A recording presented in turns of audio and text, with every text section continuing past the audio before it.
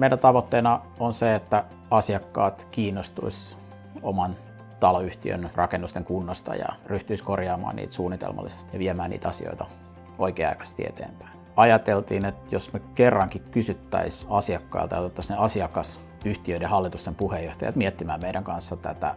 Järjestettiin tämmöinen työpaja, johon oli kutsuttu asiakasyhtiöiden hallituksen puheenjohtajia mukaan.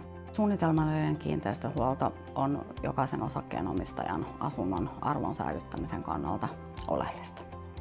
Salaojat, putkiremontit, kattoremontit, märkätilaremontit. Jos niitä pitkitetään, niin se tietää kyllä vahinkoja jollakin aikavälillä. Suunnitelmallinen kiinteistönpito yksinkertaisesti säästää asiakkaiden taloyhtiöiden rahaa. Ei tarvitsisi maksaa sit niiden vahinkojen korjauksia vielä sen varsinaisen korjauksen päälle. Sen takia tätä kannattaa tehdä. Se saatiin tässä selville, että asiakkaat ovat valmiit maksamaan laadukkaasta palvelusta ja laadukkaasta tiedosta. Taloyhtiöt haluavat sen tiedon selkeästi, pureksittuna, ymmärrettävässä muodossa niin, että heidän on helppo tehdä päätöksiä, että näin eteenpäin. Nyt kun ollaan näitä asioita tästä läpikäyty ja purettu sitä palautetta, mitä on saatu, niin se on aikaansaanut meillä paljon asioita, joita me lähdemme nyt tässä sitten työstämään.